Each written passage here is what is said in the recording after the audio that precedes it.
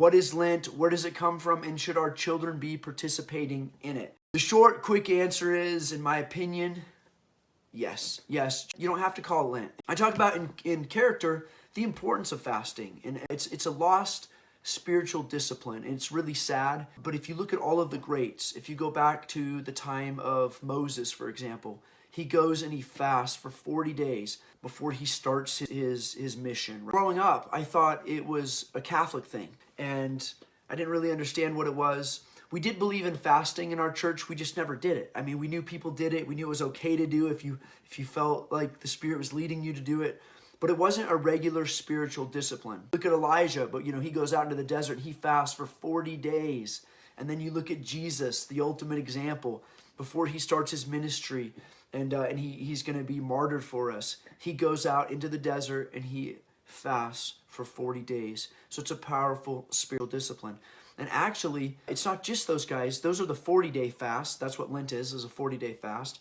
But all throughout the Bible, Esther, she has to go confront the king of Persia. We tend to think fasting, it makes you weak. I always thought of it as like this thing that you did to kind of show God how devoted you are. You basically just did it as a sacrifice, but it didn't do anything for you. I would say that it's the opposite is true, actually. I had this great experience. I talk about it in the book. I actually got to fast for the first time in the military. And this is why I say we should all be practicing Lent. In the military, it wasn't a spiritual discipline. We didn't call it Lent, but they understood it was powerful training, not to make you weak, but actually to make you strong. And so I went through this SEER training, and it wasn't huge, but we didn't eat anything basically for a week. And I remember we went out, we were hiking up in the mountains. This is in Washington. There's like 3 or 4 feet of snow. We got the snow boots on and all these packs. And I remember we worked all day and we had no food. And I remember at the end of the day just being exhausted. I could barely move. But something amazing happened the next morning. I woke up, I felt more energized. And I didn't really feel that hungry. There's like this dull hunger pain throughout the whole week, basically.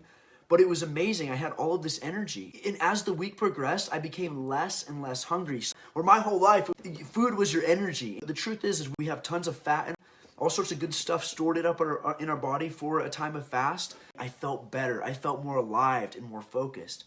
And so when you look at the Israelites, like before preparing for battle and they're fasting, they're not just doing it to show their devotion for God, or they're preparing themselves. They're actually making themselves stronger.